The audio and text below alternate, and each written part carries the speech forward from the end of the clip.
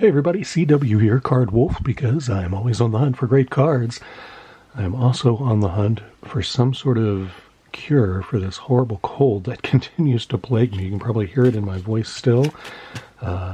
Hopefully you can put up with it if I can put up with it. It is a pack battle day here. We do it every Wednesday versus Average Joe, so check out this channel and his channel, which I will link to in the descriptive box below. We're opening 5 packs of vintage baseball today. I sent the same 5 packs to Joe, and the highlight, I'll just show you that one first, is this 1989 Upper Deck pack. We're looking for a Ken Griffey Jr. rookie card out of here, which would be a pretty sweet pull. You get one of those graded up in a PSA 10, and you're looking at a very valuable card. So Joe has one of these packs, and I do as well. You will see him open it, and hopefully he'll get one and I'll get one. That's how we like to do things here. The other packs include a 1991 Stadium Club, a 1990 Bowman, 91 Studio, which I always enjoy, and 1992 Pinnacle Baseball. 16 cards in this Pinnacle pack, and we're going to start with that one. I don't know what order Joe is going to do his, but I'm going to do mine in some random order. We didn't discuss that. Maybe we should have, but we did not discuss that. So this is what I'm starting with. Joe might start with something else, but either way, we're going to do the same 5 packs, just perhaps in a different order. It would be really fascinating if somehow Joe went in the same order that I do, that we actually were able to have them synced up like that without even talking about it. That'd be amazing. All right, we start off this Pinnacle pack with Mike Humphreys. That is a rookie prospect card from 92 Pinnacle. And then we have a bowler there in some very attractive jeans and a pink polo shirt buttoned all the way up to the neck. Yep. Who is that? Who is it? It is John Burkett. I don't know. I think John Burkett probably is not happy about that card being out there of him. I'm not sure. I don't know that I would wear that. I don't think I ever wore jeans like that. I was not really into that look, but I don't think I would wear them today either. Got a Pinnacle Shades. That's a pretty nice pull. We don't see those a lot. It's Chuck Knobloch, Pinnacle Shades. It's the best card we've pulled from that pack so far. Mark Leonard there, and Luis Merced from the Orioles. It's another prospect card. Bill Spires and Juan Guzman, very good pitcher for the Blue Jays. You could consider him an ace from that period. Mike Harkey and Terry Shumpert. Mark McGuire, that would have been a gigantic pull back in 1992. Not so much these days, but back then people would have been really pumped to see that.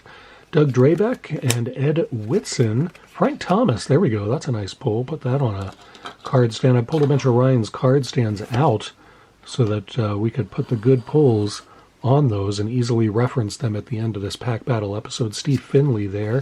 And Oral Hershiser, another nice pull. And Vince Coleman, who started his career with the St. Louis Cardinals and was always kind of a base stealer. I like this photo of him. He was always a prolific stealer of bases. So there's our Pinnacle pack. We'll do the Studio pack next. I really enjoy the Studio packs because you can learn a lot about players on the backs of the cards. You can find out what their hobbies are, what their interests might be, what kind of TV shows they like. There's all kinds of cool stuff. I believe this is a Rod Carew puzzle piece. It is. I don't remember those being in black and white, but I guess they were. Brooke Jacoby there, looking very uncomfortable in front of the camera for some reason. I'm not sure why that is. First baseman for Cleveland. And there's John Burkett. What?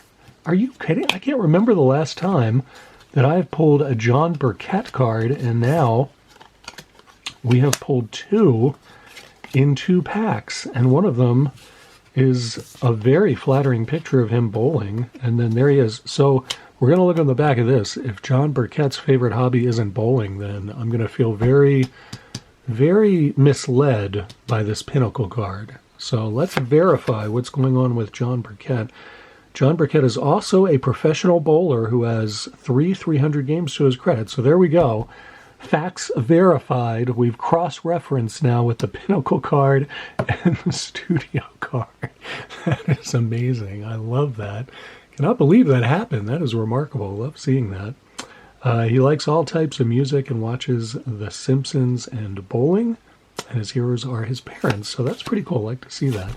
John Burkett, 2 of his cards there. I feel like I'm going to have to put that delightful bowling card. I didn't know he was also a professional bowler. I just assumed it was like a hobby or something. He put on his acid wash jeans and went down to the lanes, and apparently he could hit, bowl 300 games when he wanted to. Moises Alou there, and Tom Candiotti looking awfully creepy. There's also, it looks like they're trying to do a motion shot there with the ball. I'm not quite sure what's going on there, but he looks sinister and creepy. We must find out what's going on with him.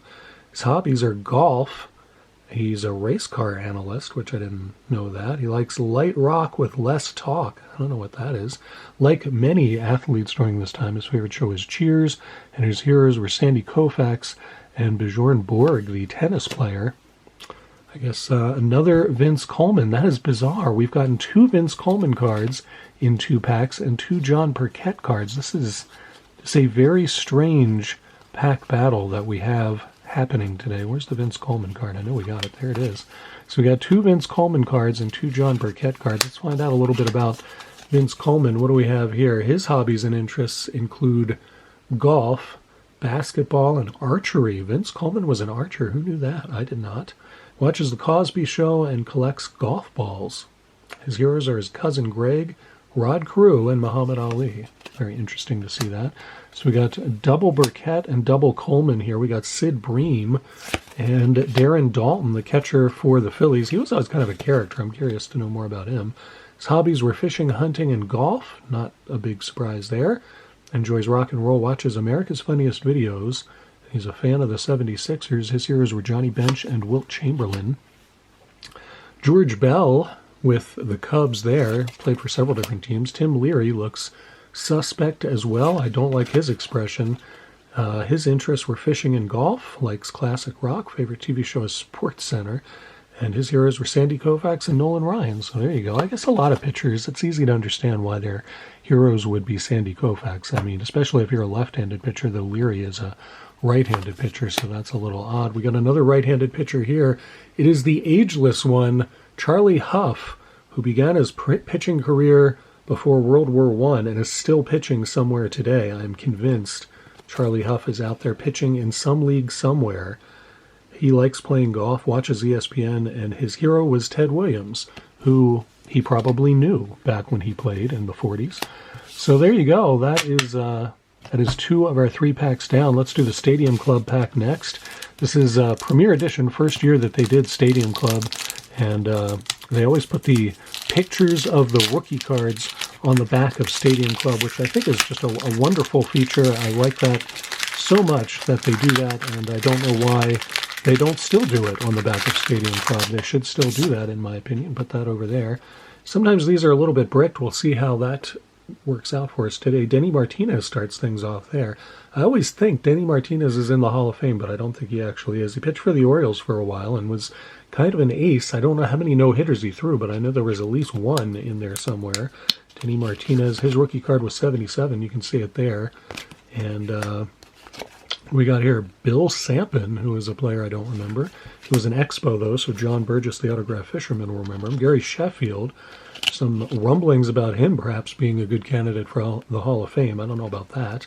Chet Lemon, who I always really liked. His rookie card was in 77 as well, I believe. Nope, 76. I was mistaken. But Chet Lemon, good player for the White Sox and the Tigers. Got a propaganda card here. Put that over there. Gary Templeton, a good shortstop for the Cardinals for quite some time, and then went over to the Padres. I am going to check. His rookie card was 77. That's a gold cup card, so I actually did not realize that was his rookie. I never collected Gary Templeton, though I liked him a lot. Thought he was a good player. Moises Alou, there's a good player there for the Expos. I think that is the second Moises Alou card that we've gotten as well. What is going on here? Is there another one in this stack? I believe that there is. There it is. Wow, we're getting, that is very strange to me. I mean, these are large sets. It's not like all of these sets are like 200 cards or something. These are big sets. The Pinnacle set's like at least 600 cards. The Studio set's probably the smallest one. That's probably, I'm going to guess 450. And then the Stadium Club card was a big set as well. So it's very unusual that we're getting all these reappearances from players. Nice Ryan Sandberg card here. Beautiful sideways card. That looks like Willie McGee sliding into the base there. Very nice to see that. Average Joe will like that one. I'm going to put that one on a card stand. I'll use the blue one for Ryan. Gave me several different colors of these. Ryan, of course, is the son of Rob, who is Bucks in 6. You see him in the comments. I keep saying that Ryan should sell these card stands because they are very high quality, multiple colors. It's a nice product. Tom Bernansky there. Of course, he came up with the Twins, I believe, and there he is. No, he came up with the Angels. I think he was playing with the Twins most of his career, but he came up with the Angels in 1982 on that rookie card. Mark Langston, pitcher for Seattle for a while. Rick Aguilera. And I don't know why these are all so upside down. Pete Incaviglia, who was a big hitter. He was a big power hitter for a little while, and then I think he got injured and never really came back. And Mark Carrion from the Mets there, and a bald dude back there kind of observing his pitching warm-up there. I'm not sure what that's about. All right, so there we go. Some more duplication in there. Leave Charlie Huff on top because why not? And we'll do our 1990 Bowman. Beautiful cards that Bowman always made, and I certainly enjoyed them. And you will see what I'm talking about here. It was kind of some nice bubble gum in here, too. That's actually...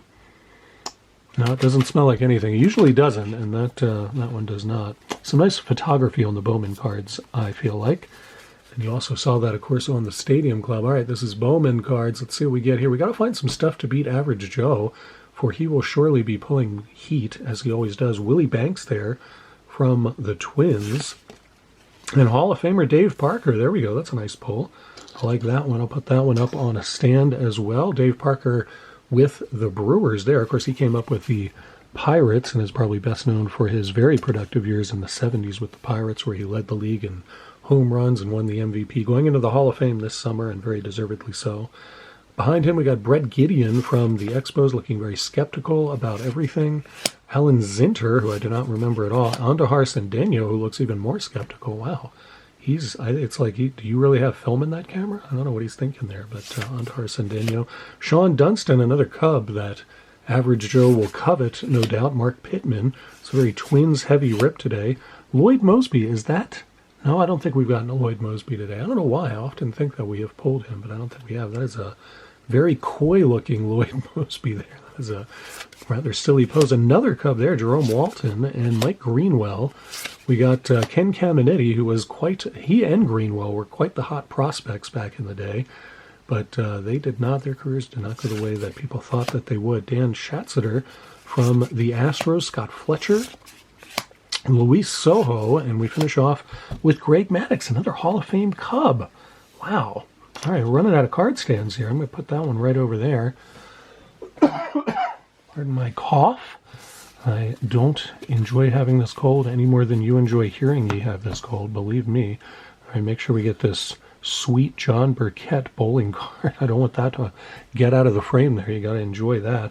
So far, I mean, we're doing okay. We got some Hall of Famers here. Nice Greg Maddux card, Dave Parker, Ryan Sandberg, Frank Thomas, and now we get to the Piece de la Resistance, as they say in France, I believe, or somewhere they say that. 1989 Upper Deck. We are looking for a Ken Griffey Jr.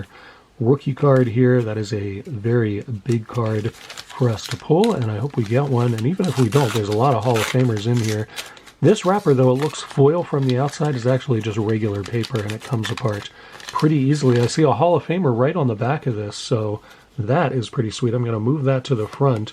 It is Carlton Fisk, the Hall of Fame catcher during his White Sox days. He played for the Sox teams, the red and the white. So I will need another card stand for that. I got a few more over here. I was fortunately gifted with several of these, so I'll put that one over there and see if I can keep that in the frame. Carlton Fisk, another Hall of Famer for us. We still have one more, the golden card stand, which we will undoubtedly put a Ken Griffey Jr. rookie in there in just moments from now. Greg Brock for the Brewers, and Ricky Horton. We got Dwayne Ward, and flip these over. I was going to say Upper Deck, very, very disorganized usually. Frank Williams tossing the ball in the air. Of course, these have different photos on the back than the front. Frank Williams looking like he's about to deliver a pitch there. We got some holographic stickers, and it looks like we got an Orioles one, which is pretty sweet. There's a Dodgers one there, and then an Orioles one, so that's pretty awesome. I like that. Keith Hernandez, not a Hall of Famer, but certainly a star from that era, and Dave Anderson. Flip these back over for our second Dave in a row. It's Dave Vale from the Mariners, and then Jeff Calhoun, looking as though he's dispensing some knowledge in the Phillies dugout. Jose Canseco, there's a nice pull. Joe will like that one too. He's a, as I recall anyway, he's a Canseco fan, I believe, or he used to be. We got Wallace Johnson there, who I do not remember. And Dale Murphy, that's a pretty card. That is a great card for TTMing. I mean, Dale Murphy's a good TTMer from what I've been told. I don't TTM, but a lot of you do. And you often talk to me about it, which I enjoy. That's a beautiful TTMer card there. Anybody who is a Dale Murphy fan will undoubtedly have seen that one. Atlee Hammaker from the Giants. And then we get this card, Tigers team card, and that is undoubtedly Alan Trammell. Sometimes you have to guess because the art is so off base, you have no idea who it is, but that is undoubtedly Alan Trammell, and he is another Hall of Famer, so we'll put that one there. Bud Black finishes that off. No Griffey Jr. rookie, unfortunately, but maybe Joe will pull one. You have to check out his channel and see if he has better luck than me today. We have a cavalcade of Hall of Famers here. Fisk, Dave Parker, Sandberg, Frank Thomas, Trammell, and Greg Maddux, and then this sweet, I think I should win by virtue of this sweet John Burkett card there, who apparently was a professional bowler. Did not know that until today.